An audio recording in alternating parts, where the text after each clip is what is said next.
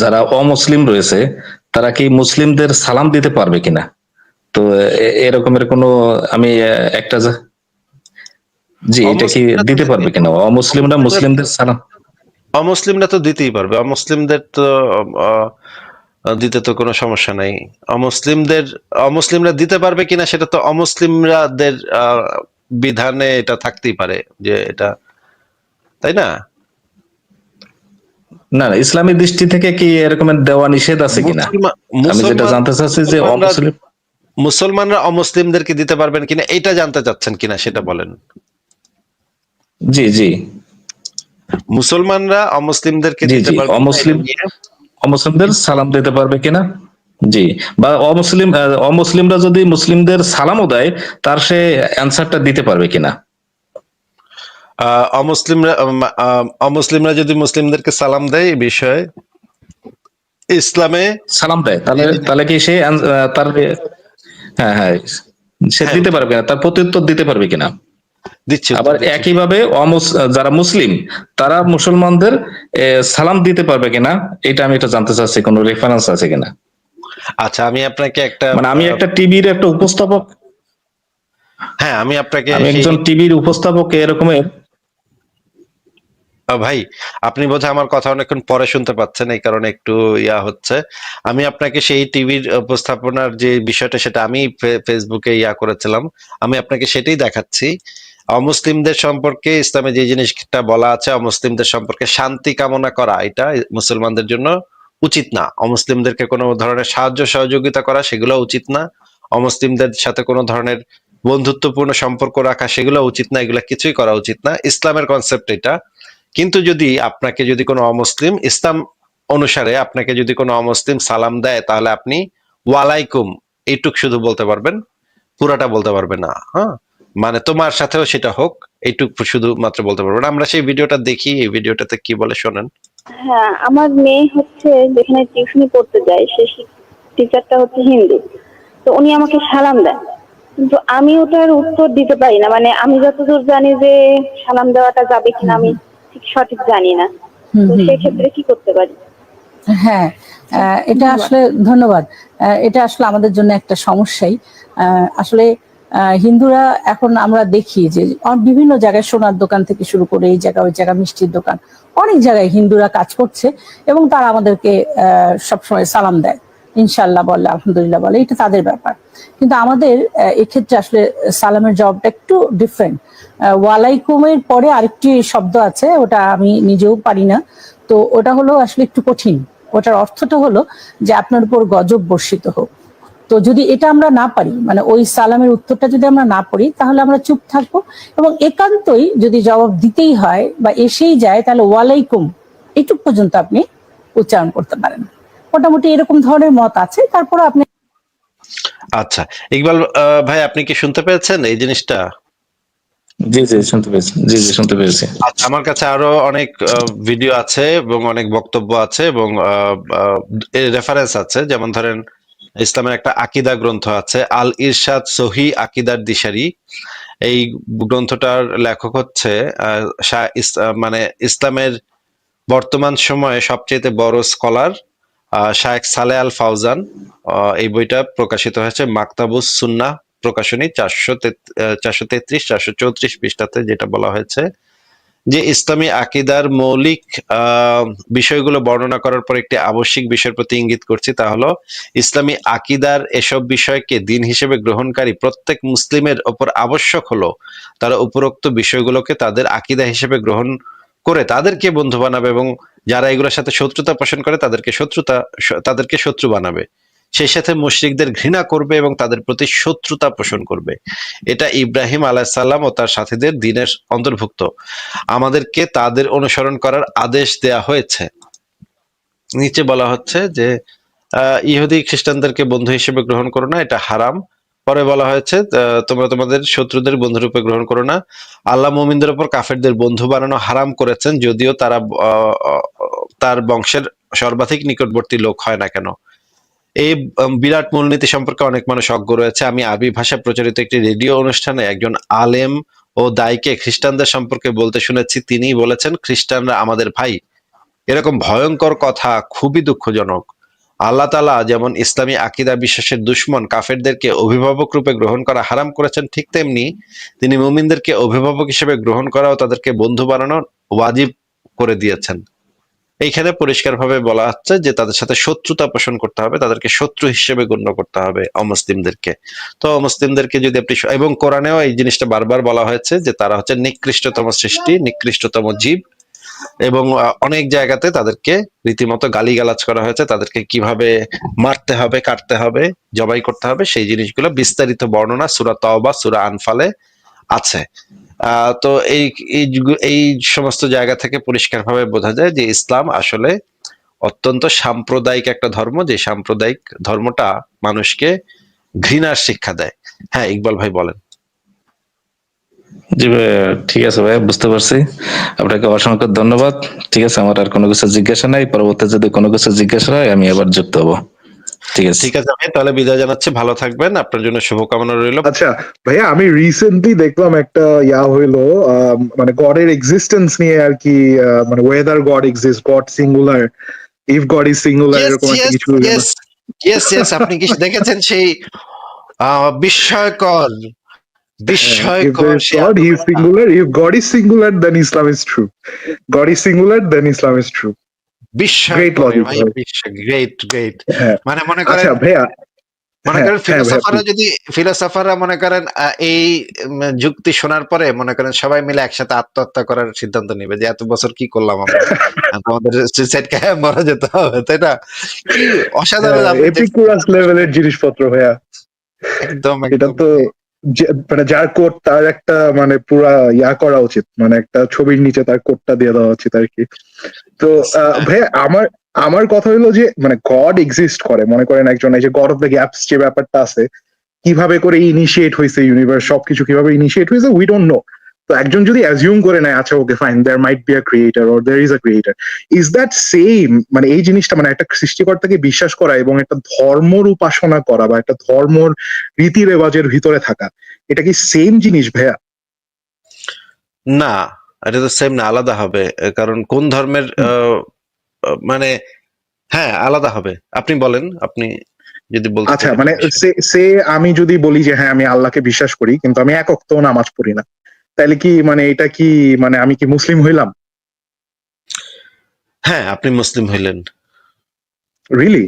মানে I thought হ্যাঁ, নামাজ না পড়লে মানুষ কাফের হয়ে যায় ফর আ সার্টেন টাইম। কিছু কিছু মানে আলেম এই বিষয়ে বলেছে যে এই পরিমাণ নামাজ না পড়লে তখন কাফের হয়ে যায়, কিন্তু আহ, এইটা নিয়ে আসলে ইসলামের ইতিহাসে বড় ধরনের কিছু গন্ডগোল লেগে গেছিল। তখন দেখা গেছে বেশিরভাগ মানুষই কাফের হয়ে যায়, তখন তো কাফেরদের বিরুদ্ধে আবার কিতাল করতে হয়, তাদেরকে আবার হত্যা করতে হয়, হ্যাঁ, বা তাদেরকে ফেরত আনতে হয় ইসলামে।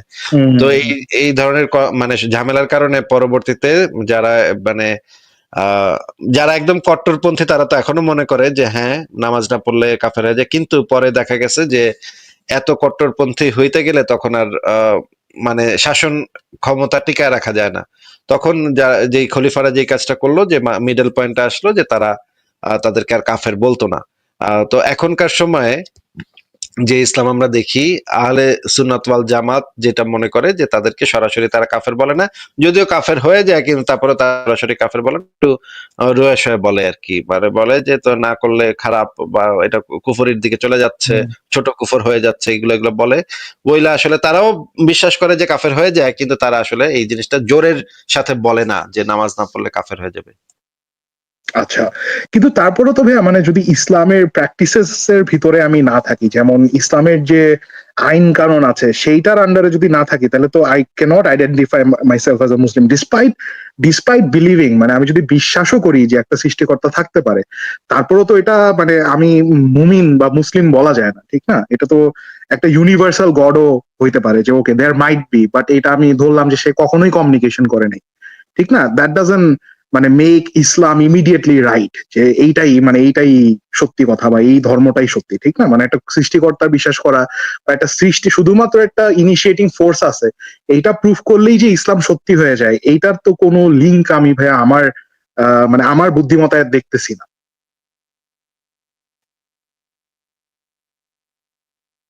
হ্যালো?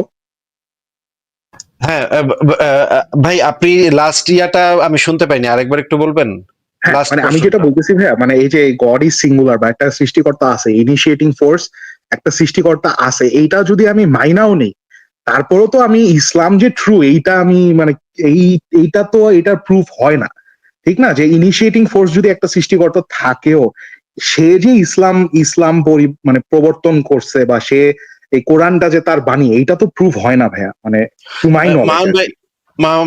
মাউন ভাই আপনার কথা ঠিক আছে, কিন্তু আপনি ভাই এই যুক্তিকে আপনি আবার অ্যানালাইসিস করতে বসছেন, এটাই না আমার কাছে একটা একটু ফানি লাগতেছে ভাই। মানে এটা, মানে এইটা তো আমি চ্যাট জিপিটি কে জিজ্ঞেস করছিলাম, চ্যাট জিপিটি আমাকে মানে মোটামুটি গালি দিছে, হ্যাঁ, বলছে এটা তো বুদ্ধিবৃত্তিক অপমান, এই ধরনের মানে লজিক মেকিং, এটা তো মনে হচ্ছে প্রাথমিক বিদ্যালয়ে পড়ুয়া কোনো শিশু গোয়ার্তুমির সাথে এটা করছে, গোয়ার্তুমির সাথে মানে এলোমেলো বাক্য গুচ্ছ তৈরি করছে। এটার তো কোনো সেন্সই মেক করে না, একটার সাথে আরেকটার কোনো যোগ নাই তো, সংযোগই নাই তো। রাইট, মানে এটা বায়াস, মানে একদম কমপ্লিটলি বায়াস ভাবে জিনিসটাকে প্রেজেন্ট করা হয়েছে। কিন্তু ভাইয়া মানে আমার একটা জায়গায় আমি আর কি আপনার সাথে কথা বলতে চাচ্ছিলাম, বা মানে mainly the question I had, এটা হলো যে আমাদের সমাজে তো ভাইয়া এই রিলিজিয়াস আইডেন্টিটিটা, মানে প্রত্যেকটা মানুষের রিলিজিয়াস আইডেন্টিটি খুবই ক্লোজ ভাবে connected to their self identity. মানে আমরা তো হেরিডিটারি ভাবে, জন্মগত ভাবে সমাজে ধর্মগুলা পেয়ে থাকি। তো এখানে অনেক সময় দেখা যায় যে মানে ধার্মিক পরিচয়টা ব্যক্তি পরিচয়ের সাথে একদম মানে লাইগা থাকে, ঠিক না? তো হ্যাঁ, এইখানে ওতপ্রোতভাবে মিশে থাকে। এখন এটা, এটা তো হুম, আহ, এটা আসলে কিছু তো করার নেই, এটা এটা তো হুম, হওয়ার কথা না, এটা হওয়া উচিত না, হওয়ার কথাও না, কিন্তু আনফরচুনেটলি এটা হয়। And এইটা মানে মানুষ নিজে এইটা নিজের অস্তিত্বের একটা অংশ মনে করে, তাদের এই ধর্ম পরিচয়টা রাইট। তাদের অস্তিত্বের একটা অংশ মনে করে। এইটা একটা প্রবলেমেটিক ব্যাপার, এই প্রবলেমেটিক ব্যাপারটার মানে আমি তো কোনো সলিউশন দেখি না। মানে এইটাই দেখা যাচ্ছে যে ভাইয়া, মানে লিবারেল যারা মুসলিম তারা হয়তো বা এই যে দাস প্রথাটাকে তারা বিলুপ্তটাকে তারা সাপোর্ট করতেছে, প্লাস মানে অনেক যে বিষয় আছে যে চার বিয়ে করা বা বউয়ের কাছ থেকে লুকানো ব্যাপারটা বা বউয়ের পারমিশন না নেওয়া, এই যে এইসব মোরাল কোয়েশ্চেন গুলা যে আছে, এগুলা অনেক লিবারেল মুসলিম এগুলার বিরুদ্ধে, বা তারা মনে করতেছে যে এই জিনিসগুলা ঠিক না, ঠিক না? তারপরেও কিন্তু মানে they are still calling themselves Muslim, because তারা হয়তোবা একটা আত্মতৃপ্তি পাচ্ছে, ঠিক না? মানে হয়তোবা এই যে নামাজ পড়তে গিয়ে একটা আত্মতৃপ্তি তারা পাচ্ছে। তো এইখানে ভাইয়া মানে do you think that directly attacking religion বা ধর্মকে ডিরেক্টলি অ্যাটাক করাটা কি the best approach towards promoting secularism, বা মানে কি বলবো, এই যে টলারেন্সটা প্রমোট করার কি এটা বেস্ট মেথড ভাইয়া আপনার কাছে? হ্যাঁ, আমার কাছে এটা বেস্ট মেথড, মানে অ্যাটাক করা এবং এটাকে খুবই কঠোরভাবে ক্রিটিসাইজ করা, এটাই আমার কাছে মনে হয় বেস্ট মেথড। কারণ না হলে তারা যে জিনিসটা প্রতিষ্ঠা করার চেষ্টা করে যে অমুসলিমরাও জানে যে ইসলাম সত্য, কিন্তু ইহুদি নাসারারাও জানে যে ওরা ইসলাম সত্য, হিন্দুরাও জানে যে ইসলাম সত্য, কিন্তু ওরা হুদাহুদি বিশ্বাস করতেছে না, এই ধরনের একটা মেসেজ তারা সব জায়গায় স্প্রেড করার চেষ্টা করে যে সবাই জানে, এবং তারা যে স্পেশাল, তারা যে তাদেরকে যে করতে হবে, তাদেরকে যে স্পেশাল একটা দিতে হবে, প্রিভিলেজ দিতে হবে, যে আপনি যদি ইউরোপ আমেরিকাতে ঘোরেন টোরেন তাহলে দেখবেন যে এই যে কিছুদিন আগেও তারা মসজিদে বেশি মানুষ হয়ে গেছে, রাস্তায় নামাজ পড়া শুরু করে দিচ্ছে, হ্যাঁ। এখন হুম, এটা তো কোনোভাবে একসেপ্টেবল না। তারা যেটা করে যে ইউরোপের রাস্তাতে দুইটা মানে মেয়ে, সমকামী মেয়ে, তারা চুমাচুমি করতেছে বাসে উঠে, একজন আরেকজনকে চুমাই চুমাই দিতেছে, অন্য কেউ এটা হুম, নিয়ে কোনো উচ্চবাচ্য করে না, কিন্তু মুসলিম জনগোষ্ঠীর ভিতরে মানুষজন যখন এখানে থাকে তখন তারা সেখানে গিয়ে বাধা দেয় এবং ধাক্কাধাক্কি শুরু করে যে তুমি একটা মেয়ে হয়ে মেয়েদের চুমা দিতেছো, পাবলিক প্লেসে চুমা দিতেছো, তোমরা সমকামী, এগুলো তো ভালো না, এগুলো তো উচিত না, তখন হেদায়েত দেওয়ার চেষ্টা করে। এই যে আপনি দেখেন বাংলাদেশের রাস্তাঘাটে এখন মেয়েদেরকে থামায় তারা হেদায়েত দিতেছে, তোমার জামা, তোমার ওড়নার নিচে, ওড়না এত হুম, উপরে কেন, হুম, ওড়না নিচে নিচে নামা, তোমার এটা দেখা যাচ্ছে, এরকমের হেদায়েত তারা দেয়াটাকে তারা মনে করে আপনার সমাজকে তারা উন্নত করতেছে। এবং যারা হচ্ছে জঙ্গি তারাও মনে করে আসলে যারা হচ্ছে মানুষ হুম, জবাই করে, হলি আর্টিজানের মতো হুম, ঘটনা, তারা কিন্তু এই কাজটাকে খারাপ কাজ বলে, তারা কিন্তু মনে করতেছে না যে আমরা খুব খারাপ একটা কাজ করতেছি। তারা যখন একজন কাফেরকে জবাই করতেছে তারা কিন্তু এই চিন্তা নিয়ে জবাইটা করতেছে না যে আমি খুব খারাপ কাজ করতেছি, তা কিন্তু না, তারা কিন্তু এই চিন্তা নিয়ে জবাইটা করতেছে যে আমি খুব ভালো একটা কাজ করতেছি, সমাজের উপকার করতেছি, আল্লাহর কাজ করতেছি, যার মাধ্যমে সর্বোচ্চ ভালো কাজ হইতে পারে, এটাই সর্বোচ্চ ভালো কাজ হইতে পারে। এই যে জিনিসটা যে তারা পাইছে, এই যে জিনিসটা তারা মনে করছে যে তাদের এই অধিকারটা আছে, তাদের এই প্রিভিলেজটা আছে, আরেকজনকে হত্যা করার, আরেকজন কি ড্রেস পরছে সেটা নিয়ে কমেন্ট করার, আরেকজনের যৌন রুচি কি হবে, আরেকজনের জীবনযাপন কি হবে, আরেকজনের বেডরুমে আরেকজন কি করতেছে, এই জিনিসগুলা নিয়ে কথাবার্তা বলার প্রিভিলেজটা তাদের আছে বলে তারা মনে করে, এবং তারা সেই জিনিসটা চর্চাও করে। আপনি যদি তাদেরকে কানে ধইরা না বুঝান যে তোমার এটা কাজ না,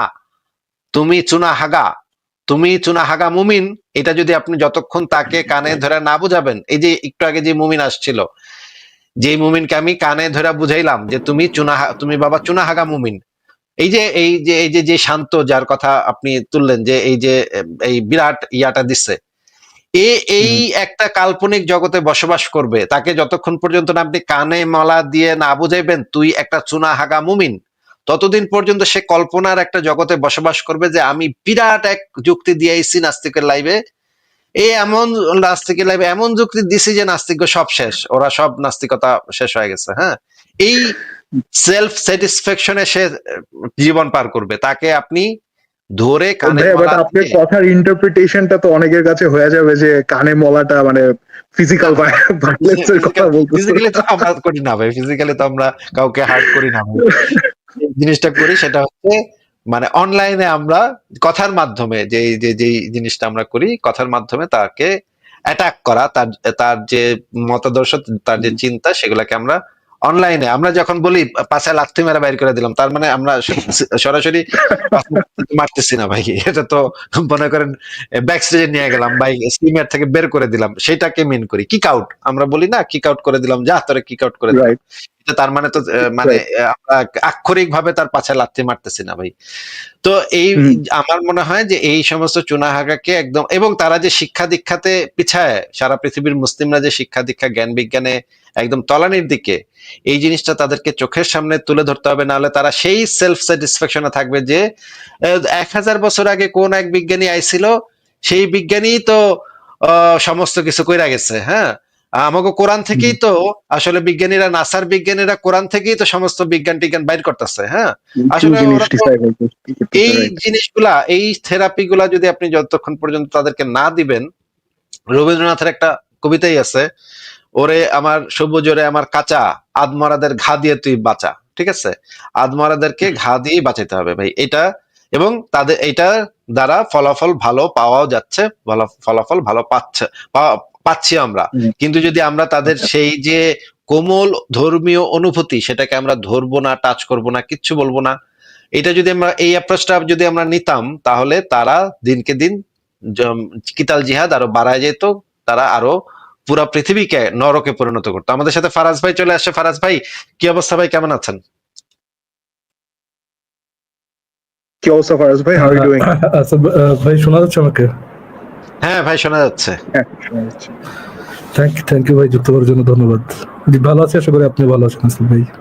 ফারাজ ভাই, আমি তো ভাবছিলাম আপনি আমাদের মানে যুক্তি শুনে আপনি তো মনে শহীদ হয়েছিলেন কয়েকদিন, বা আপনি বোধহয় আমি আজকে সকালবেলায় ওই লাইভটা দেখলাম।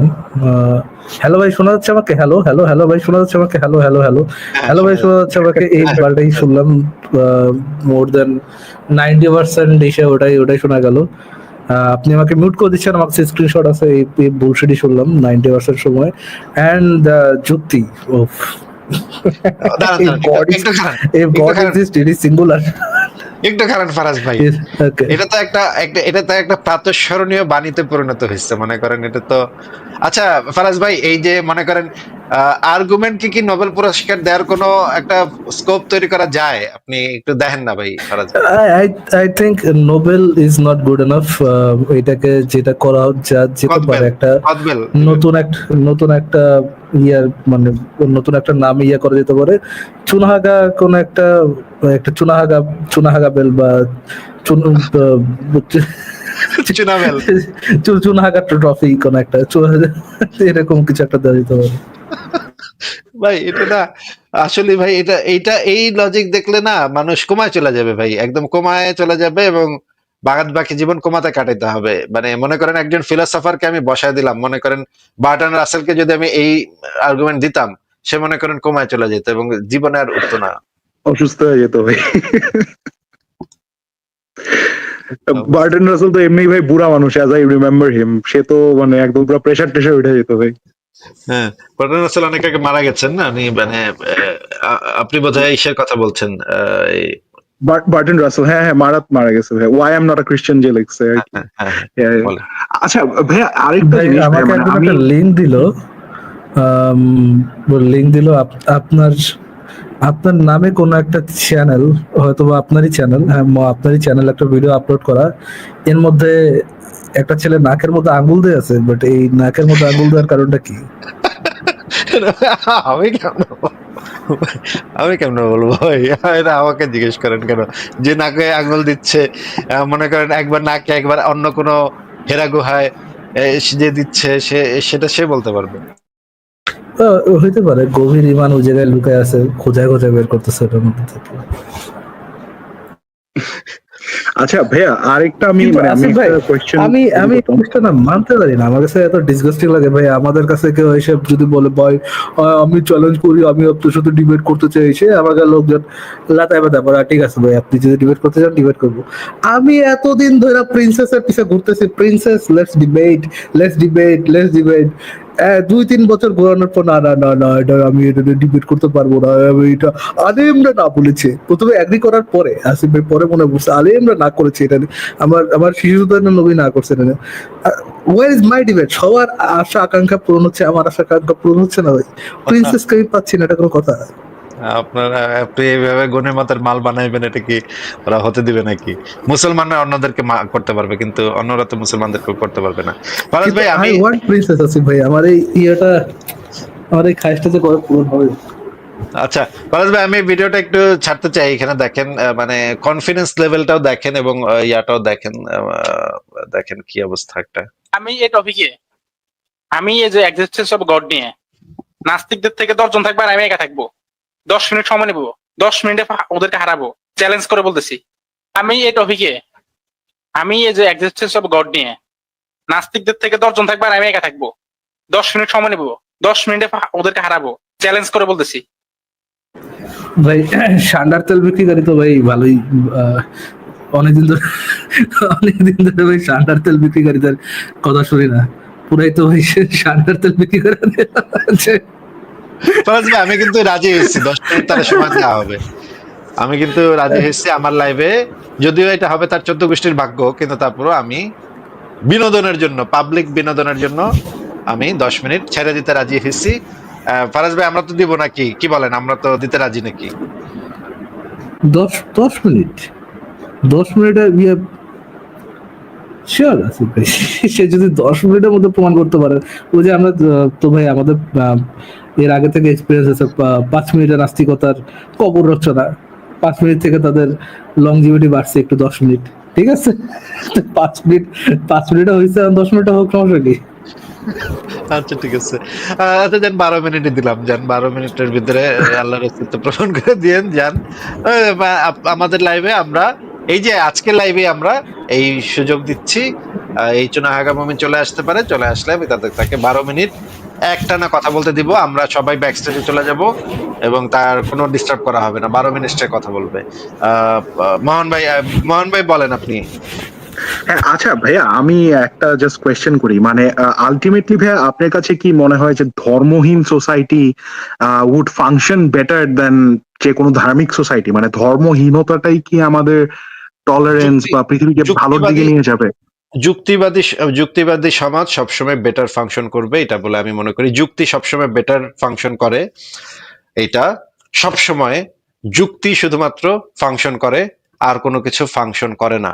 শুধুমাত্র যুক্তি এবং প্রমাণ, সারা পৃথিবীতে যুক্তি এবং প্রমাণের মাধ্যমে আমরা যে সিদ্ধান্তটা নেই সেটাই ফাংশন করে। ধর্মীয় কিন্তু ভাই, অন্ধবিশ্বাস এটা কি আদৌ সম্ভব? মানে মানুষের পক্ষে কোনো ধরনের বিশ্বাস না রেখে, একটা সমাজের ভিতরে কোনো ধরনের বিশ্বাস না রেখে কি মানে মানব জাতি কি কেপেবল? মানে ডু ইউ থিঙ্ক? যদি সম্ভব না হয় তাহলে যেটা করতে হবে যে সেটাকে যতটা সম্ভব কমায় আনার চেষ্টা করা, সেই অন্ধবিশ্বাসের যে প্রবণতা মানুষের ভিতরে আছে সেই আচ্ছা প্রবণতাটাকে যতটা আসিফ সম্ভব ভাই, কমায় আনা। ধরেন আমরা এটা সম্পর্কে কিছু করলাম, কিছু সোশ্যাল সায়েন্টিস্ট যারা যারা আছেন তারা এটা নিয়ে গবেষণা করলেন এবং তারা বের করলেন এটা, মানে এই জিনিসটা আমাদের কাছে ধরেন একটা অবজেক্টিভ প্রমাণ হইলো যে মানুষ যখন অন্ধবিশ্বাস করবে তখনই হচ্ছে তাদের লাইফটা হচ্ছে প্রসপারাস হবে, ওই সমাজটা বেটার চলবে। ধরেন আমাদের কাছে এই ডাটাটা আসলো, দেন ভাই আপনার লজিক্যাল কনক্লুশন কি? এখান থেকে আমরা কোন লজিক্যাল কনক্লুশন পৌঁছাতে পারি আসিফ ভাই? আমরা তো লজিক সেখানে ব্যবহার করতে পারবো না ফারাজ ভাই, কারণ যুক্তিহীন অন্ধবিশ্বাসী সমাজই তো বেটার ফাংশন করবে, সেখানে তো আমরা যুক্তি ব্যবহার করতে পারবো না ফারাজ ভাই। ওয়েল, সব ক্ষেত্রে না, ধরেন সার্টেন কিছু যদি মানুষের থাকে, সার্টেন কিছু যদি ব্লাইন্ড ফেইথ বা আপনার অন্ধ ধারণা যদি মানুষের কাছে থাকে, ফর এক্সাম্পল এই কাজটা ভালো কেন, এইটা থেকে মোর অ্যাপ্রোপ্রিয়েটলি মানে জিনিসটা যদি এরকম থাকে যে এই কাজটা তোমাকে করতে হবে, ভালো কেন খারাপ করার তোমার দরকার নেই, এই কাজটা তোমার করতে হবে, এরকম যদি সার্টেন কিছু রুলস থাকে, যে রুলস ফলো করলে আমরা দেখতেছি যে মানুষ নৈতিকভাবে মানে যৌক্তিকভাবে এটা চিন্তা করে যে এটা কেন ভালো, এটা কেন খারাপ, তারপর আমি এটা কেন মানবো, এটা কেন মানবো না, ওইটা যদি আমরা অ্যাসাইড রেখে শুধুমাত্র দেখি যে এইটাতেই বেটার কাজ করতেছে, যে এই জিনিসটা তোমাকে করতে হবে, এই জিনিসটা তুমি করতে পারবা না, এরকম রুলস থাকলে মানুষ বেটার ফাংশন করতেছে, তাদের লাইফটা প্রসপারাস হচ্ছে, দেন লজিক্যাল কনক্লুশন কি? তাহলে তো ভাই এটা একটা শৃঙ্খলিত জীবন হবে, এটা একটা পরাধীন জীবন হবে, যেই মানে সমাজে কোনো নতুন চিন্তার উদ্ভব ঘটবে না, সেই সমাজটা একটা স্থবির সমাজ ওইটাই যদি হবে। প্রসপারাস, ওইটাই যদি কিন্তু, প্রসপারাস আসিফ ভাইয়া, এটা কিভাবে একটা prosperous কথা হলো যে সমাজ হতে পারে? এটা কিভাবে ধরেন আমি prosperous? একটা হাইপোথেটিক্যাল সেন্সে আমি আপনাকে বলতেছি, ধরেন আমাদের কাছে সামহাউ ডেটা আসলো যে এইভাবেই লাইফটা প্রসপারাস হয়, আপনি মানে এই পজিশনটা ধরে নিয়ে দেন কোন কনক্লুশন আমাদের আসা উচিত? এইটা ভাই মানে যৌক্তিকভাবে সম্ভবই না, কারণ হচ্ছে আমি যদি একটা জিনিসের কারণটা সম্পর্কে না জেনে আমি যদি ওই জিনিসটা শুধুমাত্র আমার মানতে বাধ্য হইতে হয়, আমি যদি সেটা কেন নৈতিক কেন অনৈতিক সেই জিনিসটা আমার চিন্তা করার কোনো স্কোপ না থাকে, তাহলে সেই সমাজ কোনো অবস্থায় সেটা হবে একটা ডিক্টেটরশিপ, সেটা হবে একটা মানে উত্তর কোরিয়ার মতো একটা এমন একটা সমাজ যে সমাজ কখনো অগ্রগতি করতে পারে না। এটা মানব সভ্যতার ইতিহাসে এই ধরনের কোনো ঘটনা ঘটা সম্ভবই না, এটা একটা ইম্পসিবল একটা ব্যাপার। বরঞ্চ আমি আপনাকে সেই ডাটা দেখাতে পারবো যেই সমস্ত সমাজে মুক্ত চিন্তাকে মানে চ্যালেঞ্জ করাকে, কোনো একটা প্রতিষ্ঠিত মতকে চ্যালেঞ্জ করাকে অ্যাপ্রিসিয়েট করা হয়েছে, সেই সমস্ত সমাজ সবচাইতে বেশি প্রোগ্রেস করছে। আমি আপনাকে এরকমের অসংখ্য উদাহরণ দেখাতে পারবো।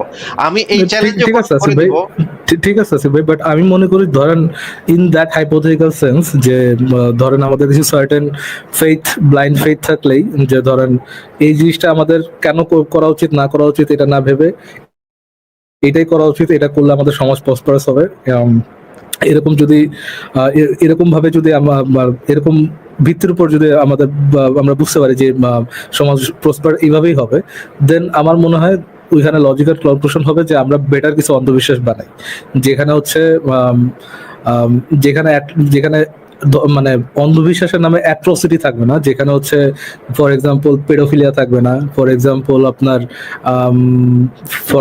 আপনার এই যে দাসী সেক্স মাসি সেক্স যেগুলা অ্যাবসলিউটলি রং, আমরা যুক্তিতে দেখাতে পারি অ্যাবসলিউটলি রং যেগুলা, সেগুলো থাকবে না, বাট যৌক্তিকভাবে ভালো, বাট ওটা তোমাকে কেন মানতে হবে, বিকজ তোমাকে মানতে হবে, এটা কোনো যুক্তি নেই, তুমি মানবা জাস্ট আই মিন ফারাজ ভাই, মানুষজন কিন্তু রিসর্ট করে, মানে they do resort to faith.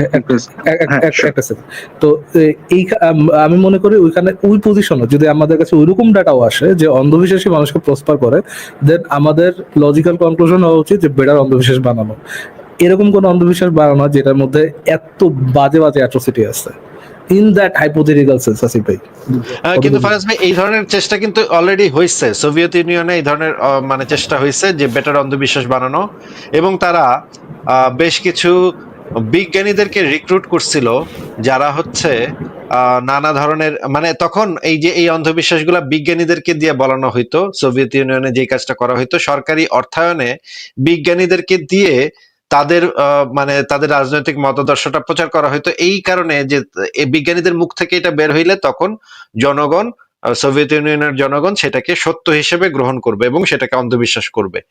এই চেষ্টা হয়েছিল এবং সেটাও মানে মানে ইয়া করতে পারেনি, সাকসেসফুল হয় নাই। একটা সময় দেখা গেছে পাবলিক বুঝা ফেলছে, হ্যাঁ, যে এইখানে আসলে কি বোঝা, কি ঘটনাটা কি ঘটতেছে পাবলিক বুঝা ফেলছে। কারণ আপনি এই রকমের তো একটা, এইটা তো একটা অ্যানিম্যাল ফার্ম হয়ে যাবে ভাই, তাহলে তো একটা পুরো অ্যানিম্যাল ফার্ম হয়ে যাবে। তাহলে এটা আমি যদি এটা চিন্তা করতে না পারি, একটা মানুষের যদি সেই চিন্তা করার ইয়াটাই না থাকে, তাহলে তো আমার যদি শুধু মানতে বাধ্য হইতে হয়, সেটা তো সেই সমাজই কখনো সার্ভাইভ করতে পারবে না, বেশি দিন টিকতেই পারবে না। মোহন ভাই আপনি কি মনে করেন না যে সেই সমাজ তো টিকতেই পারবে না ভাই? ভাই আমি এখানে দুইটা কোয়েশ্চেন করি। এক নাম্বার হলো, শুধুমাত্র যুক্তি দিয়ে যে আমরা ইউনিভার্সের সবকিছু বুঝতে পারবো, এইটাও কি এক ধরনের বিশ্বাস না? মানে মানুষের যুক্তি এবং ইন্টেলেক্ট দিয়ে যে পুরো ইউনিভার্সের সবকিছুই আমরা বুঝতে পারবো এবং সবকিছুর উত্তর পাবো, এইটাও কি একটা মানুষের বিশ্বাস যেটা বলে বুঝতে বলা পারবো না যায় না? সেটা তো বুঝতেই পারবো না, যেটা বুঝতে পারবো না সেটা তো যুক্তি বলা না, ওটাতে তুমি কোনো লজিক্যাল কনক্লুশন ধরে নাও। যেটা বুঝতে পারবো না সেটা তো বুঝতেই পারবো না। যেটা বুঝতে পারবো না সেটা সম্পর্কে আমার একমাত্র কনক্লুশন এটাই হইতে পারে যে আমি সেটা আমি ভাই এটা জানি না, বুঝতে পারতেছি না ভাই আমি এটা।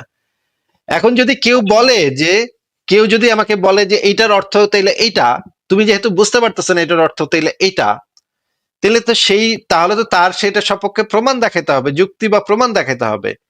আর আমার কাছে আমি যে সমস্ত কিছু বুঝে ফেলবো যুক্তি দিয়ে, সেটা তো আমরা কখনো দাবি করি নাই যে আমরা সমস্ত কিছু বুঝে ফেলতেছি যুক্তি দিয়ে। কিন্তু যুক্তি হচ্ছে সেই শ্রেষ্ঠ টুল যেইটা দিয়ে, এবং একমাত্র টুল যেটা দিয়ে আমি বোঝার চেষ্টাটা করতে পারি। যদি যুক্তি দিয়ে আমি বুঝতে না পারি, তাহলে তো আর কোনো টুল আমাদের কাছে নাই। এটার বিকল্প তো অন্ধবিশ্বাস তো হইতেই পারে না, আর কোনো বিকল্পই নেই। যদি আমি কোনো একটা আচ্ছা, কিছু বুঝতে না পারি যুক্তি দিয়ে, তখন আমাদের একমাত্র যৌক্তিক অবস্থানটা এটাই হইতে হবে যে ভাই এটা আমি বুঝতে পারি নাই, অনেক চেষ্টা করছি যুক্তি দিয়ে কিন্তু পারি নাই ভাই, পারি নাই, পারি মানে নাই। এখানে ব্যর্থতা স্বীকার করতে হবে নাকি? ব্যর্থতা স্বীকার, হ্যাঁ বলতে হবে, পরিষ্কারভাবে বলতে হবে পারি নাই ভাই, বা এটা হয় নাই ভাই। কিন্তু এই আর কোনো আচ্ছা কনক্লুশনে আসিফ ভাই, যাওয়াই সম্ভব না। আপনি যদি যুক্তি দিয়ে বুঝতে পারেন তাহলে আমার এটা একটু যুক্তি দিয়ে বুঝান ভাই।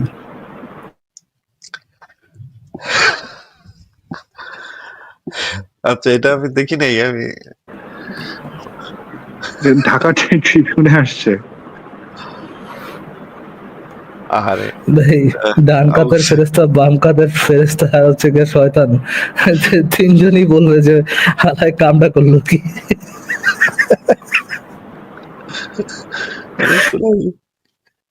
আচ্ছা আসিফ ভাই, আরেকটা জিনিস হলো, আপনি যে বললেন যে মানে সোসাইটিতে যেগুলা ফ্রি থট এনকারেজ করে বা মানে ক্রিটিসাইজ করতে অ্যালাউ করে, এরকম কোন সভ্যতা কি হিস্ট্রিতে আছে যারা আসিফ ভাই, অনেক লং টাইম এখন সার্ভাইভ পারলে করছে? যুক্তি দেন আসিফ ভাই, যে কমেন্টটা দেখেন, কমেন্টটা দেখে পারলে একটা যুক্তি দেন। না, দিতে পারছি না। আহ, মোহন ভাই আমাদের যে ফিলোসফির যে ফাউন্ডেশন যেখান থেকে তৈরি হয়েছে, মানে সক্রেটিসের সময়ে, আহ, এই সমাজটা ছিল একটা মুক্ত সমাজ যেখানে প্রশ্ন করা যাইতো। যদিও সক্রেটিসকে মরতে হয়েছে, পরে গিয়ে মরতে হয়েছে, সেইটাও যে একেবারে পারফেক্ট ইয়া ছিল তা না, সেইখানেও সমস্যা ছিল। কিন্তু এরপরে যে সমাজটা, প্রাচীন গ্রিসের যে সমাজটা আমরা দেখি, সেই সমাজটা ছিল প্রশ্নের মাধ্যমে আহ, সত্যকে জানার, যুক্তি দিয়ে সত্যকে বোঝার, কোনটা সত্য কোনটার পক্ষে যুক্তি আছে সেই জিনিসগুলো বোঝার যে পদ্ধতিটা শুরু হয়েছিল, সে আমাদের জ্ঞান বিজ্ঞানের ফাউন্ডেশন হচ্ছে সেইখান থেকে শুরু হয়েছে।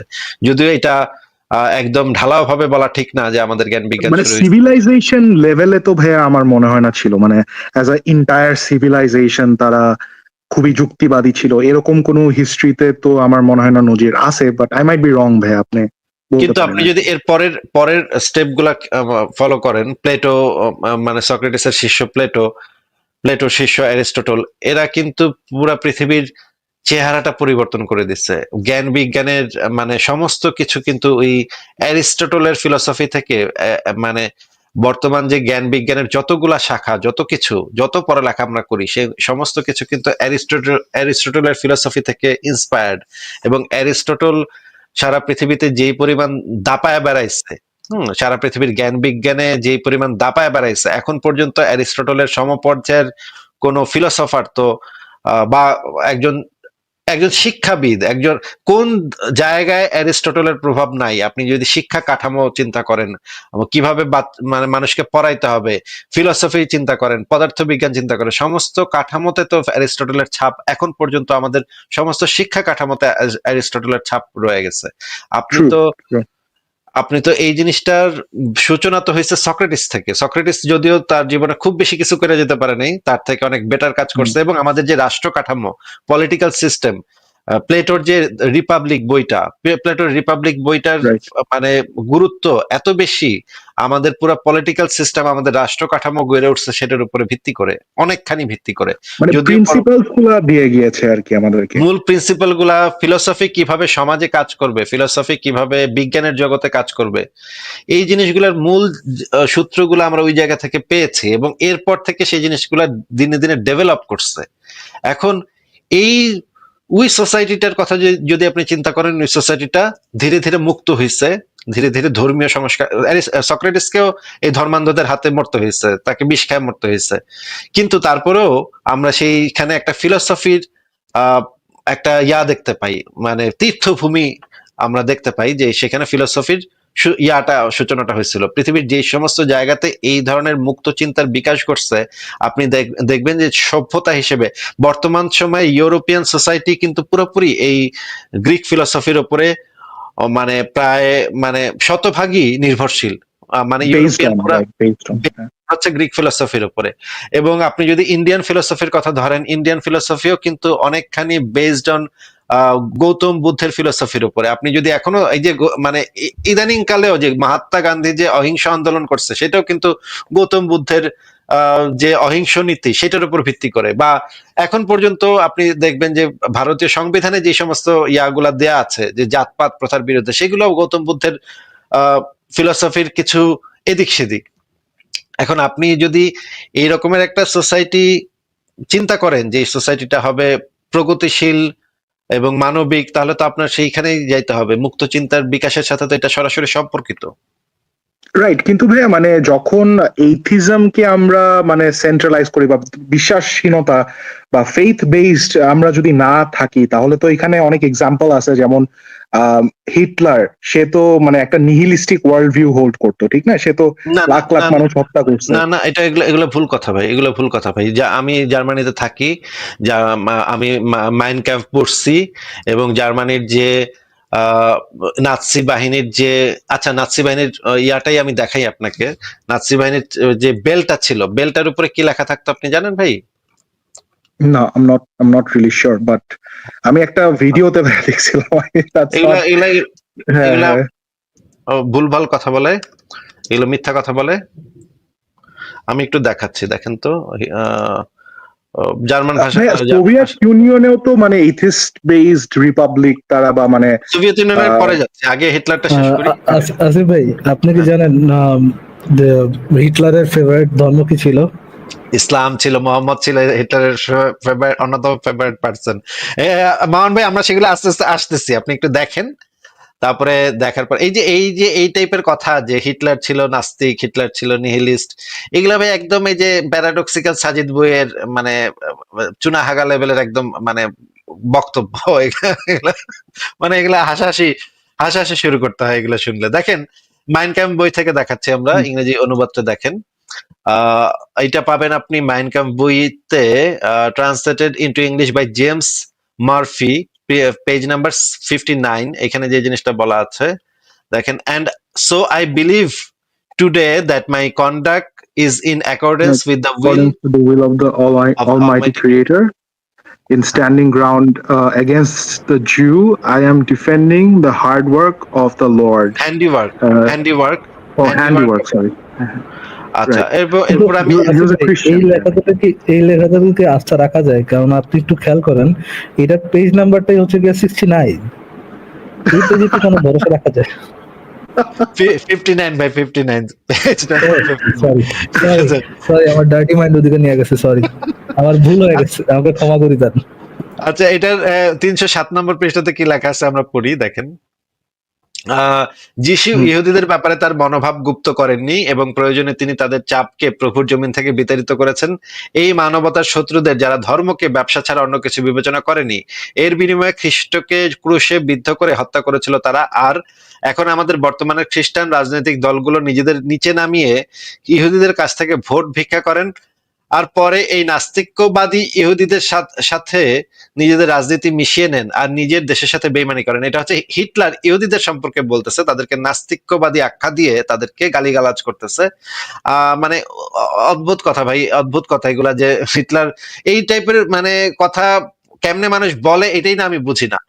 পৃষ্ঠা নাম্বার 383-তে যেটা বলা আছে, যেই প্রভুর মহত্বের ব্যাপারে প্রশ্ন তোলে সে মহান স্রষ্টার বিরুদ্ধে পাপ করে আর স্বর্গ থেকে বিতাড়িত হওয়ার কারণকে প্রভাবিত করে। এটাও হিটলারের কথা। আরো দেখি আমরা হিটলার আর কি কি বলছে। একটা পবিত্র দায়িত্ব আছে তাদের নিজের অবস্থান থেকে স্রষ্টার ব্যাপারে কটূক্তি করানো বন্ধ করানোর ব্যবস্থা নেয়ার। দেখেন, এই যে আমরা যেটা করতেছি সেই ব্যাপারে, সেটার বিরুদ্ধেও হিটলার সোচ্চার ছিল। আমরা স্রষ্টার ব্যাপারে কটূক্তি কেন করছি, তিনিও হ্যাঁ, এই যে হিটলার তো তাহলে ভাই পুরো ক্রুসেডার ছিল, আমি তো এই জিনিসটা জানতামই না ইনফ্যাক্ট। না না, সে ক্যাথলিক চার্চের বিরুদ্ধে ছিল। এটা এটা এটা সঠিক যে সে যে চার্চে, ক্যাথলিক চার্চের যে মানে কাজকর্ম সেগুলোর বিরোধিতা সে করতো, কিন্তু সে একজন মনে প্রাণে খ্রিস্টান ছিল। তবে সে আরেকটা কথা তো বলছে, হয়েছে হচ্ছে গিয়ে দিনের পথের জঙ্গিদের জন্য, মুমিনদের জন্য হয়েছে ক্রুসেড। মুমিনরা যদি খ্রিস্টান গুলো দখল না করতো, খ্রিস্টান ল্যান্ড গুলো দখল না করতো, তাদের যদি চার্চ ভাঙাভাঙি না করতো, তাদের তীর্থস্থান গুলো দখল না করতো, তাহলে তো ক্রুসেডও শুরু হইতো না। হ্যাঁ ঠিক আছে, আমরা তাহলে সেই জিনিসটা পড়েই, দেখেন, তার স্রষ্টার ইচ্ছাকে পূরণ করার আর স্রষ্টার কথার বিকৃতি বন্ধে কাজ করার। কারণ স্রষ্টার ইচ্ছা মানুষকে তার জীবন দেয়, তার ক্ষমতা ও অস্তিত্ব দেয়। যদি কেউ স্রষ্টার কাজে বাধা দেয়, সে স্রষ্টার সৃষ্টির বিরুদ্ধে যুদ্ধ ঘোষণা করেছে আর স্রষ্টার ঐশ্বরিক ইচ্ছাকে অমান্য করেছে। দেখেন, পাতায় পাতায় তার এই যে স্রষ্টার কথা, ঈশ্বরের কথা এবং বিভিন্ন ভাষণে তার পাতায় পাতায় আপনি এই জিনিসগুলো পাবেন। আচ্ছা, আরেকটা জিনিস দেখেন তো, এই যে এইটা হচ্ছে তাদের মানে বেল্ট ছিল, বেল্টের উপরে এই জিনিসটা থাকতো, এটা নাৎসি বাহিনীর বেল্ট, একটা খুবই বিখ্যাত বেল্ট। এই বেল্টটা কি আপনি চিনতে পারছেন? মনে করেন হ্যাঁ হ্যাঁ সিম্বলটা কি দেখছেন আপনি? এই যে সিগলটা, হ্যাঁ, God with us. Meet God meet উনস, এই কথাটার মানে হচ্ছে গড উইথ আস। তাইলে আপনি মানে কিভাবে হিটলার কিভাবে নাস্তিক, এটা কেমনে মানুষের মাথার থেকে বাইর হয়, এটাই তো আমি বুঝি না ভাই। নাৎসি বাহিনীর ইয়াই ছিল হচ্ছে গডের উপরে ভিত্তি করে, গডের উইল তারা ভাই এটার মানে তো হচ্ছে গড মিথুনস, মিথুন না কি জানি লেখা, ওটা উপর একটু জানতে যাবে ভাই।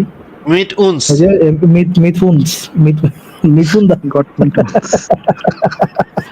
গড মিথুন। আচ্ছা ঠিক আছে, এবার আমরা দেখি যে হিটলারের সবচাইতে সে মানে সেই সবচাইতে গুরুত্বপূর্ণ কথাটা সে সে লিখছে, দুর্ভাগ্যজনকভাবে আমাদের ভুল ধর্মটি রয়েছে। আমাদের কেন জাপানিদের ধর্মটি নেই, যেই ধর্মে দেশের জন্য সর্বোচ্চ ত্যাগ স্বীকারের নিয়ম আছে? খ্রিস্ট ধর্মের চাইতে মুহাম্মদের ধর্মটাও আমাদের জন্য যথার্থ ছিল। কেন আমাদের এত বিনয়ী ও দুর্বলতার সাথে খ্রিস্টান হতে হবে? এটা তার বইয়ে লেখা আছে ভাই। মুহাম্মদের Right. ধর্মটাকেও সে পছন্দ করতো, যে সেটা মানে সে ফেথটাকে ফুল ফ্লেজেড ভাবে মিলিটারি ইউজে সে ইউটিলাইজ করতে চাইছিল আর কি। এবং সে বুঝতে পারছে যে মুহাম্মদের ধর্মটা যদি তার থাকতো তাহলে আরো সে ভালোভাবে ব্যবহার করতে পারতো, কিন্তু আনফরচুনেটলি, দুর্ভাগ্যজনকভাবে তার ভুল ধর্মটি রয়েছে, এর জন্য সে আফসোস করছে। আপনি এখানে দেখেন, পড়েন, এখানে আমরা সংশয়.com এ দেয়া আছে। তাহলে এবং তাহলে এই জিনিসটা আসতেছে কোথেকে? আর যেটা আপনি সোভিয়েত ইউনিয়নের ব্যাপারে যেটা বললেন, সোভিয়েত ইউনিয়নের ব্যাপারে যে জিনিসটা আমরা সবসময় বলি যে সোভিয়েত ইউনিয়নে অবশ্যই যেই ঘটনাগুলা ঘটছে, যে গণহত্যাগুলা চালানো হয়েছে, স্টেট থেকে ফিনান্স করে স্টেট রিলিজন হিসেবে অ্যাথিজমকে চাপায় দেওয়ার চেষ্টা হয়েছে। সেইটা একটা ডিকটেটরের ইয়া ছিল, মানে নিজস্ব চিন্তা ভাবনা ছিল, মতাদর্শ ছিল সে। এবং মানে এটা অবশ্যই সত্য যে মানে কমিউনিস্ট হইতে গেলে আগে নাস্তিক হইতে হবে না, মানে নাস্তিক হওয়া ছাড়া কমিউনিস্ট হওয়া সম্ভব না। এটা থিওরিটিক্যালি টেকনিক্যালি কোনোভাবেই সম্ভব না যে একজন মানুষ কমিউনিস্ট হবে কিন্তু নাস্তিক হবে না, আস্তিক থাকবে, এটা আসলে সম্ভব না। এই কারণে তারা কিনা বুঝান জান ভাই, কিনা বুঝান এটা। কিন্তু এই জিনিসটা সেই সোভিয়েত ইউনিয়নের যে যারা বিশেষ করে স্টালিন, যে মানে গণহত্যাকারী স্টালিন, যে এই জিনিসটা খুব ভালোভাবে বুঝতে পারছে এবং সে ইম্পোজ করছে মানুষের উপরে অ্যাথিজমটা, যে মানুষকে জোরপূর্বক বাধ্য করা, এবং যারা তার কথা না শুনছে তাদেরকে সাইবেরিয়াতে পাথর কাটতে সে পাঠায় দিছে। And এইটা তো ভাই, গুলাগে পাঠায় দিচ্ছে, right? এটা তো ভাই একটা রাজনৈতিক সিদ্ধান্ত ছিল। অ্যাথিজমের কোনো বইতে তো কোনো আসমানি, অ্যাথিজমের আসমানি কেতাবে তো এটা বলা নাই যে তোমরা জোরপূর্বক কাউকে অ্যাথিজম মানে নাস্তিক হইতে বাধ্য করো, কেউ তো আমরা বলি নাই কখনো। বা নাস্তিকদের যারা সবচেয়ে গুরুত্বপূর্ণ স্কলার আছে তারাও তো কেউ কখনো বলে নাই যে তোমরা মানে কি তারা ওরা লা ইলাহা বলা পর্যন্ত ওদের বিরুদ্ধে কিতাল করতে আমি আদেশ প্রাপ্ত হয়েছি, এই রকমের কথা তো কোনো হাদিসে লেখা নেই ভাই। তাহলে এটা যদি কেউ করে থাকে সেটা ওই যে সোভিয়েত কিন্তু ইউনিয়নের যে এখানে ভাই ব্যাপারটা হলো যে মানে তাদের তো ইনহেরেন্ট কোনো মোরাল অব্লিগেশন, মানে নাস্তিকদের তো কোনো ইনহেরেন্ট মোরাল অব্লিগেশন নাই, although it's a very weak মানে শুধুমাত্র নাস্তিকদেরই মোরাল অব্লিগেশন থাকতে পারে। ধার্মিকদের কখনো কোনো আচ্ছা। মোরাল অব্লিগেশন থাকতে পারে না, তাদের অব্লিগেশন থাকতে পারে স্রষ্টার প্রতি। এটা ভাই এই জিনিস তো অনেকবার আমরা আলোচনা করছি যে ধর্ম আমাদেরকে কোনো মোরালিটির শিক্ষা দেয় না, ধর্ম আমাদেরকে Right. একটা অন্ধবিশ্বাস দেয় যেটার সাথে মোরালিটির কোনো সম্পর্ক নাই। সম্পর্ক নাই, হ্যাঁ। জিনিসটা হচ্ছে কিন্তু ভাই মানে ব্লাইন্ড ফেইথ দিয়ে তো কিছু প্রিন্সিপাল আমি ফিক্স করতে পারতেছি, যেখানে এইথিজমে আমার এই স্কোপটা নেই। সেটা তো অ্যাথিজমের ডিফাইন প্রিন্সিপালটা একটু ডিফাইন করেন। What do you mean ধরেন by মানে principle? ফর এক্সাম্পল মানে আমি যদি মনে করেন ধরে নেই যে there is no consequences for my actions, although it's a very weak logic, I completely understand, but মানে wait. I'm not saying যে ইসলামের যে মানে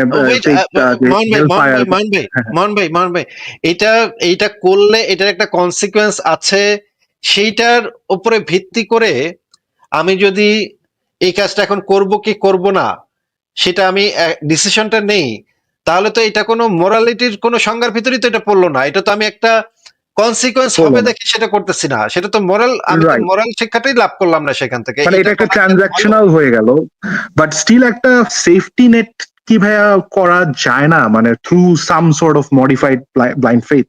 ইটস জাস্ট আ প্রপোজিশন আর কি। না আমি এটা বুঝলাম না, তাহলে আপনি আপনার স্ট্যান্ডটাই তো আপনি এখনো করলেন না, যে যদি কনসিকুয়েন্সের উপরে নির্ভর করে আপনার কোনো একটা কাজ ভালো নাকি মন্দ, এটা যদি এই কনসিকুয়েন্স বলতে আমি যেটা বোঝাচ্ছি যে এটার জন্য আপনার কোনো আপনাকে শাস্তি প্রয়োগ করা হবে বা আপনি কোনো লাভবান করা হবে, আপনাকে পুরস্কৃত করা হবে, এই ধরনের কনসিকুয়েন্সের উপরে যদি আপনার কোনো অ্যাক্ট নির্ভর করে, তাহলে সেটা মোরাল কিভাবে হয়? কাজটা আপনার এটা কমপ্লিটলি মানে not related to morality at all, এটা একটা ট্রানজাকশনাল ডিসিশন হবে ইন দিস কেস। বাট আমি যেটা বলতেছি ভাইয়া মানে এই ফেথটাকে ইউটিলাইজ করে কি মানে কোনো ভালো পারপাসে ইউজ করা ইম্পসিবল, মানে ইন ইউর ওপিনিয়ন? যখন আপনি ইউজ করতেছেন, অন্ধবিশ্বাস যখন ইউজ করতেছেন, তখন ভালো মন্দের হিসাব নিকাশ তো তখন আর থাকবে না সেখানে, সেটার ইয়াটা থাকবে হচ্ছে অন্ধবিশ্বাস। তখন আপনি ভালো মন্দ যে মানে যাচাই করবেন, যাচাই করতে তো আপনার যুক্তি লাগবে। তখন আপনি যেহেতু এটা অন্ধবিশ্বাসের ভিতরে ঢোকার পরে আপনি আবার যুক্তি ব্যবহার করতেছেন, তখন তো জিনিসটা কন্ট্রাডিক্টরি হয়ে যাচ্ছে। আচ্ছা, আই আন্ডারস্ট্যান্ড ভাইয়া, মানে ক্লারিফাইড জিনিসটা বুঝতে পারলাম। ভাইয়া আরেকটা জিনিস আমি একটু জিজ্ঞেস করি, মানে আপনি তো ভাইয়া বিশ্বাস ভিত্তিক জিনিসপত্রকে অনেক সমালোচনা করেন, বাট মানে আপনার লাইফে কি কখনো এরকম সিচুয়েশন আসছে যে ধরেন আপনি জানেন যে this is not true, but still আপনার মানে বিশ্বাস করতে ইচ্ছা হয়েছে যে না, এটা যদি এরকম হইতো তাহলে হয়তো বা ভালো হইতো, আপনার মনে এই বিশ্বাসটা আপনি রাখছেন? মানে এটা কি না এই যে মনে করেন ছোটবেলায় যখন মনিকা বেলুচিকে দেখছিলাম তখন এটা ভাবতে ভালোই লাগতো যে সে আমার প্রেমে পড়ছে, এবং পাশের বাসার সখিনা জরিনা এরকম যে সুন্দরী মেয়েদেরকে দেখতাম, এটা ভাবতে ভালো লাগতো ভাই। এখন এই পাগলের সুখ মনে আপনি যেভাবে মানে ড্রপ খাইলেন, হ্যাঁ, মনিকা বেলুচি থেকে সকিনা জরিনায়, ভাই আপনার স্ট্যান্ডার্ডটা কোথায় ভাই? What is your standard? Monica Bellucci থেকে সকিনা জরিনা এক লাভে ভাই নাই। ওই বয়সে তো পাশের বাসার সকিনেরই মনিকা বেলুচি মনে হইতো, কি করবো ভাই বলেন। এই তো বয়সটাই এরকম। এখন এইটা ভাইবা যদি আমি পাগলের সুখ মনে মনে টাকা করে কি পাতা কুড়াইয়া টাকা গুনে এটা যদি আমি করতে চাই তাহলে তো করতেই পারি, এটা যে কেউ করতে পারে এটা। কিন্তু এটা তো রাইট। কোনো যৌক্তিক অবস্থান তো এটা না। আমি তো এইটা তো আমি তখনও বুঝতাম, এখনো বুঝি যে এটা তো কোনো যৌক্তিক অবস্থান না। এটা ভাইবা ভালো লাগে মানুষের, হ্যাঁ আপনি ভাইবা একটু সুখ পান, ঠিক আছে, পান। আমিও তো ছোটবেলা ভাবতাম আমি মানে সুপারম্যান হয়ে গেছি, হ্যাঁ, এবং একটু ইয়া করতাম আর কি, খেলার সময় এটা ভাবতাম। তো ভাবতে তো ভালোই লাগতো, কিন্তু তাই বেলা তো আমি এটাকে সিরিয়াসলি কখনো নেই তো। সিরিয়াসলি তো নেওয়া যাবে না এই জিনিসগুলাকে। এটাকে ওই যে খেলার ভিতরে মানে সীমাবদ্ধ রাখতে হবে, বা ওইটুক মনে করেন মনিকা বেলুচিকে আপনার ভালো লাগে এটা ভাইবা ওইটুক সুখটা নিবেন, নেয়ার পরে আপনি এটা ভুলে যাবেন। বেশি বাড়াবাড়ি হয়ে গেলে তো তখন পাগলামি হয়ে যাবে।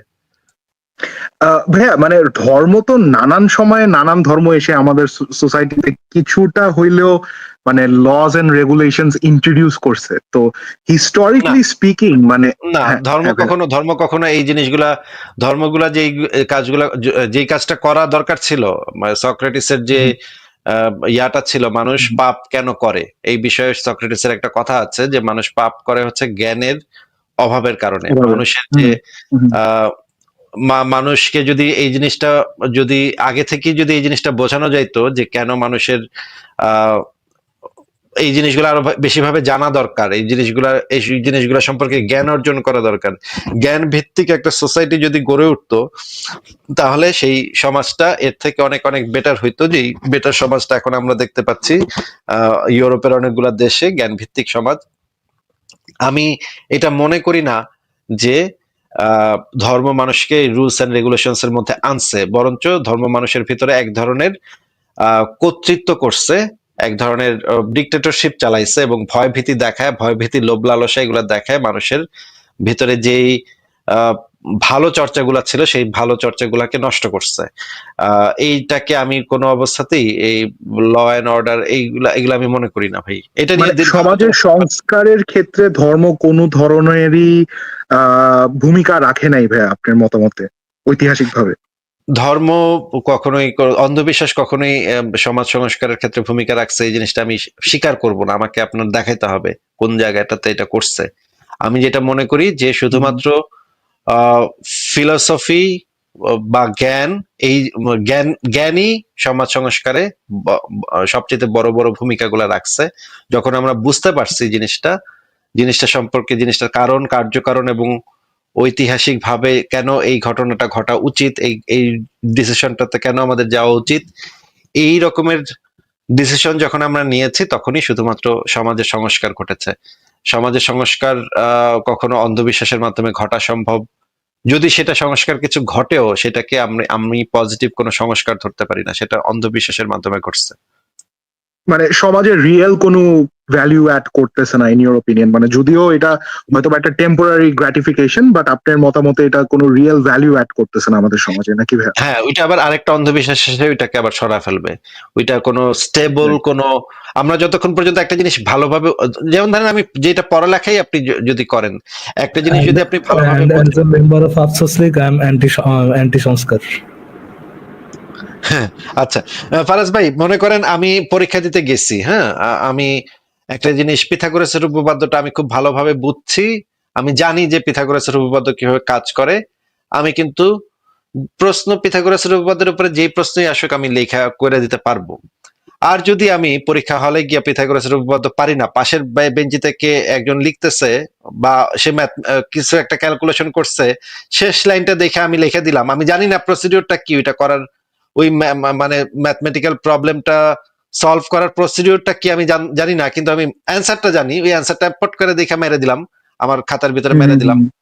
এইটাতে আমি হয়তো একটা সাময়িক পাশ করে ফেলতে পারবো, বা আমাকে হয়তো টিচার বলবে যে হ্যাঁ তোর তো উত্তর মিলছে, যা তোরে দিয়ে দিলাম, মানে পাশ করায় দিলাম। এই পাশটা but long term consequences is gonna be negative.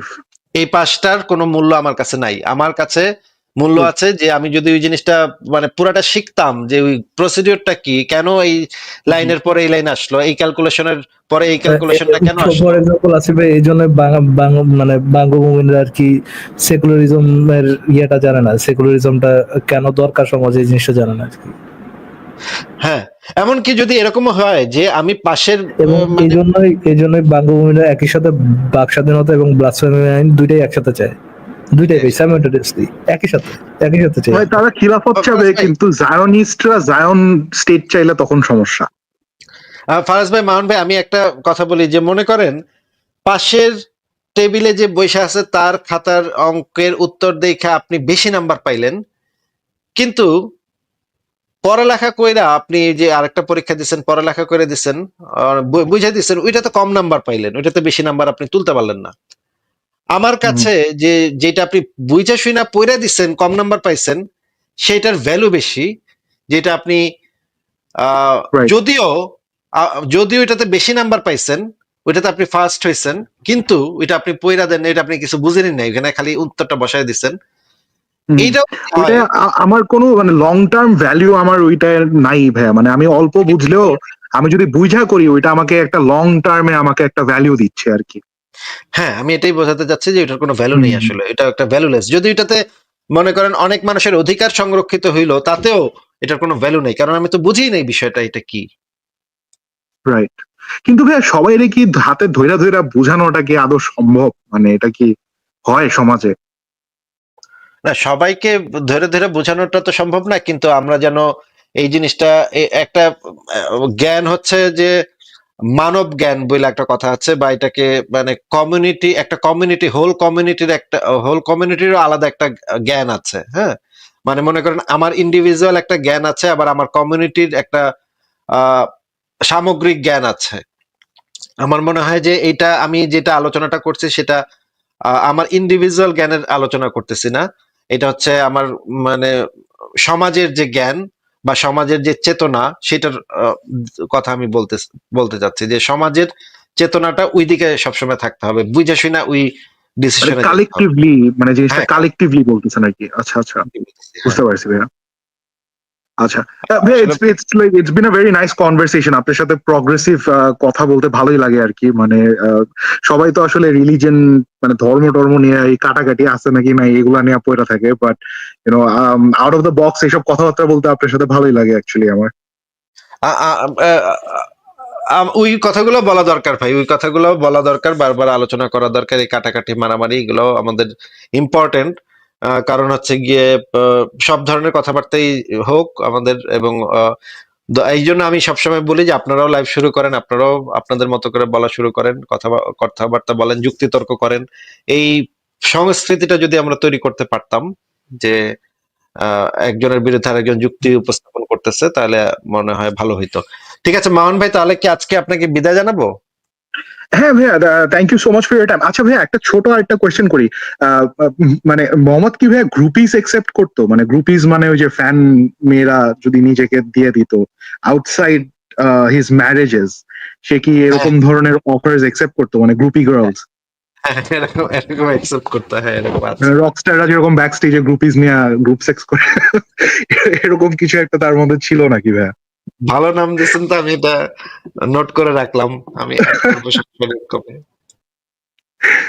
আচ্ছা, তাহলে এটা ছিল আর কি, মানে এটা তার প্র্যাকটিসের মধ্যে ছিল। হ্যাঁ, আবার অনেক বিচ্ছিরি এসে প্রপোজ করতো, তখন মোহাম্মদ বলতো না না আমি করবো না, তখন সাহাবিকে দিয়ে দিত আর কি। Wow, crazy. আর ভাই আরেকটা জিনিস হলো, মানে তার একটা ঘাড়ের মধ্যে মানে একটা সিম্বল ছিল, আমি দেখছিলাম সিরাতুর রাসূলুল্লাহতে দেখলাম যে বাহিরার ইয়াতেও তার ঘাড়ে একটা মনে মার্ক ছিল, এক ধরনের একটা মার্ক ছিল ঘাড়ে, জন্মদাগ ছিল কিছু একটা, জন্মদাগ ছিল, রাইট? ওইটাকে সে বলতো নবুয়তের সিল বলতো আর কি, সিল অফ দ্য প্রফেট। হ্যাঁ, ইন্টারেস্টিং। আর ভাইয়া ওয়ারাক্কা বিন নফেল যে মানে একটা বিগ কন্ট্রিবিউশন রাখছে, আমি এটা একটা একটা ইয়াতে পাইলাম। আপনার কাছে ভাইয়া ওই যে সিরাতুল রাসূলুল্লাহ প্রথমা প্রকাশনীরটা কি আছে মানে অন হ্যান্ড এখন? হ্যাঁ হ্যাঁ আছে ভাইয়া ওইটা পেজ নাম্বার 89টা একটু যদি বের করা যায়। ভাই, প্রথমা প্রকাশনের যে মানে সিরাতুল রাসূলুল্লাহ বইটা তো আমরা সংশয়.com থেকে আমরাই তো এটাকে ইয়া করেছি আর কি, যে বাজারে আচ্ছা। ছেড়েছি। ওকে। আচ্ছা, ওইটার পেজ 89 ভাইয়া একটা কবিতা আছে ওয়ারাক্কার, উইচ ইজ প্রি ম্যারেজ, মানে প্রি ম্যারেজ টাইমের একটা কবিতা। তো ওইখানে খুবই ইন্টারেস্টিং যে ওয়ারাক্কা খাদিজার সাথে বিয়ে হওয়ার আগেই এই নবীর ব্যাপারটা, মানে নবুয়তের ব্যাপারটা সে নিয়ে ডিসকাস করতেছিল, বা কবিতায় সে নবুয়তের ব্যাপারটা সে তুলে ধরলো। তো সবাই যে ক্লেম করে যে না ওয়ারাক্কা কিছুই শিখায় নাই নবীকে, বাট বিয়ের আগেই যদি সে এরকম কবিতা লেখা থাকে তাহলে তো অবভিয়াসলি একটা মানে ট্রেনিং এর একটা ব্যাপার ছিল, ঠিক না? আচ্ছা, তাহলে এই জিনিসটা আমার একটু দেখতে হবে। তাহলে এই জিনিসটা আহ, পেজ নাম্বার 89 ভাইয়া, প্রথম প্রকাশন। দাঁড়ান, বের করেছি।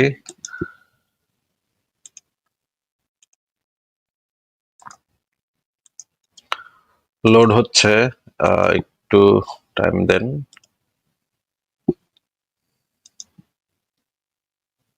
ভাইয়া এক্সট্রিমলি সরি, 107 এক্সট্রিমলি সরি। 107, আচ্ছা এখনো লোড হয় নাই। 107, ঠিক আছে, আমি এটা দেখে নোটটা রেখে দেবো। তাহলে যদি সেটা হয় তাহলে তো সেটা একটা খুবই ইন্টারেস্টিং একটা ইনফরমেশন হবে। আমি হয়তো অনেক সময় অনেক কিছু মিস হয়ে যায়, বা অনেক সময় নোট রাখাটাও ভুলে যাই, সেই কারণে।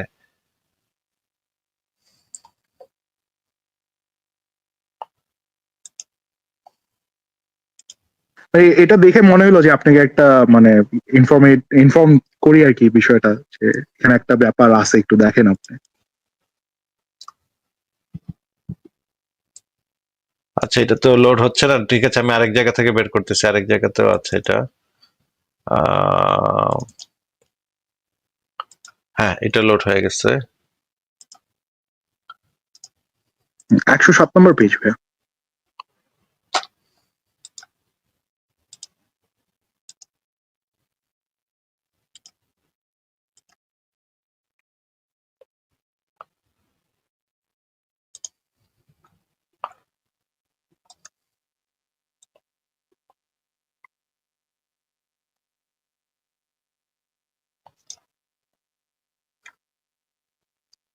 একশো সাত 107।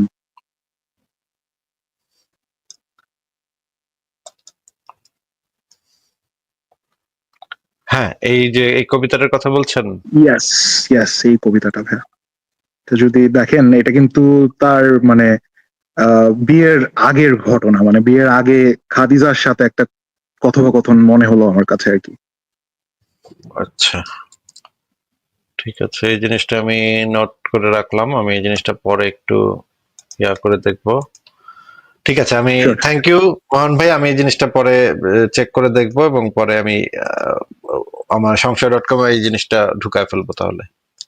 ঠিক আছে ভাইয়া, thank you so much for your time. ঠিক আছে, ভালো থাকেন তাহলে, টেক কেয়ার। আচ্ছা মোহন ভাই, ভালো থাকবেন আপনিও। Bye bye bye. তাহলে।